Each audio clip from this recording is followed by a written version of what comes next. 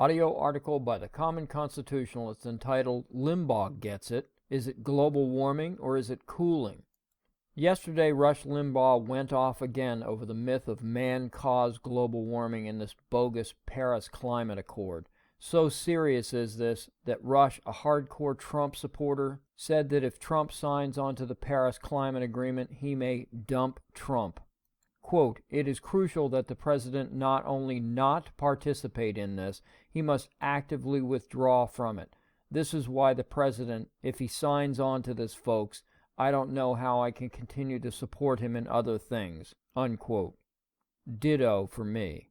He mentioned as proof that global warming is a hoax the fact that the leftist media switches every several years between catastrophic warming and cooling.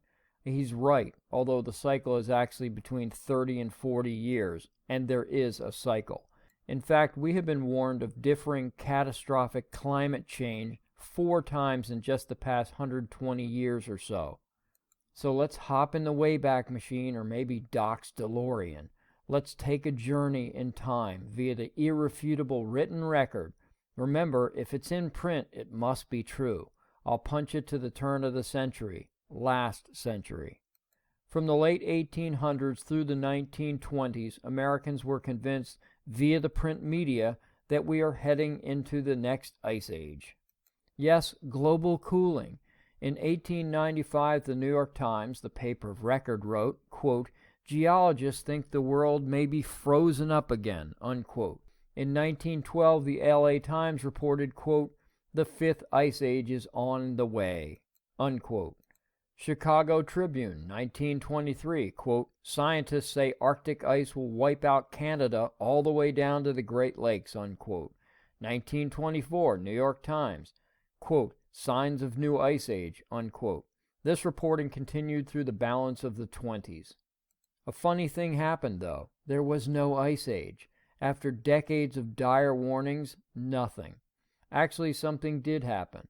Starting at the very end of the 20s, there was no more talk of cooling. In just a few short years, the nation's print media switched from global cooling to global warming. Back then, they didn't know to just call it climate change.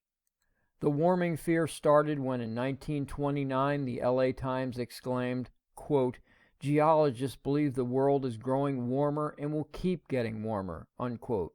Really? Are these the same geologists that said the world would be frozen?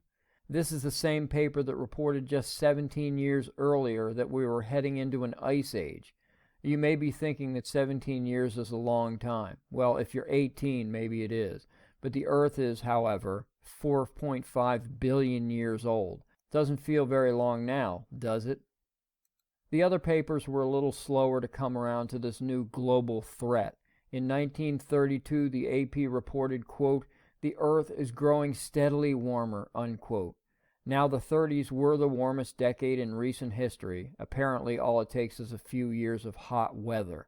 In 1933, the New York Times reported, quote, "The longest warm spell since 1776, unquote. Well, we're not going back that far. There was even an Al Gore back then. His name was G.S. Callender. He was English. He said the Earth was heating up due to carbon dioxide emissions. Sounds eerily familiar, doesn't it? The year was 1938. The difference between him and our pal Al is that he thought it might be beneficial to man, not catastrophic. What a dope. But they didn't have slideshows or carbon credits back then. He could have made millions and had a private plane, no jet at that time. Just shows you the progress that has been made in the field of climate propaganda. Back to history. The warming reports continued all the way through the 1960s, but again, nothing. Murmurs of the next shift back to global cooling actually started in the 1950s but didn't get legs until the 70s. In 1970, the Washington Post wrote, quote, "Dawn of a new ice age," unquote. Time magazine, the Post, even Fortune magazine was warning of a new ice age. These days, everyone hails Earth Day as a once-a-year anti-warming recognition affair. The truth is that in 1970, Earth Day began in the throes of a global cooling scare. 1974 and 75 were big for the media cooling alarmists. A Science News cover proclaimed, quote, "The Ice Age cometh," unquote. Newsweek's big 1975 article about the new Ice Age gave everyone a scare, and some scientists, it was reported, wanted to spread black soot over the Arctic ice to melt. Yes, I said melt it. Time magazine wrote in 1974, quote, "Another ice age," unquote. Brilliant scientists like Dr. Stephen Schneider penned articles of the dire consequences of global cooling.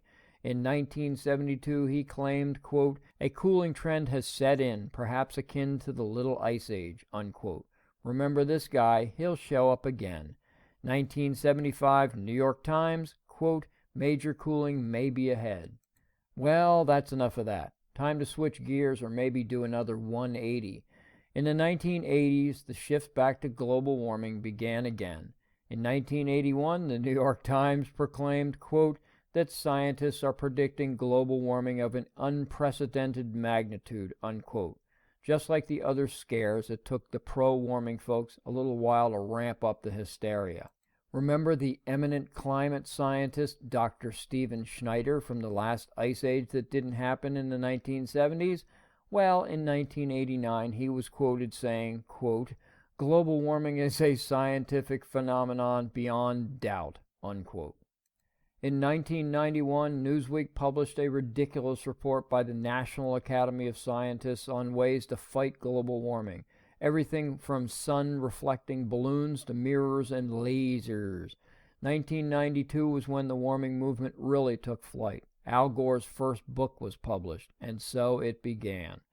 We all know what came next. Over the past decade or so, the alarmists have become much more media savvy. They have many more venues than just newspapers and magazines. They now have radio, television, and the internet to spew their propaganda. They've all but wrapped up world governments, demonstrated by scams such as the Kyoto Treaty and the aforementioned Paris Treaty. In closing, let's have a get real moment. As I stated earlier, the Earth is about 4.5 billion, with a B, years old. How many times has the Earth gone through these natural warming and cooling periods? How has man been responsible for all of them, or any of them? We've only been on the planet for a short period of time, and we've only been trashing it for a fraction of that. The Earth doesn't need to be saved by us because we have done it no harm. I have a prediction in the middle of all this current-day nonsense.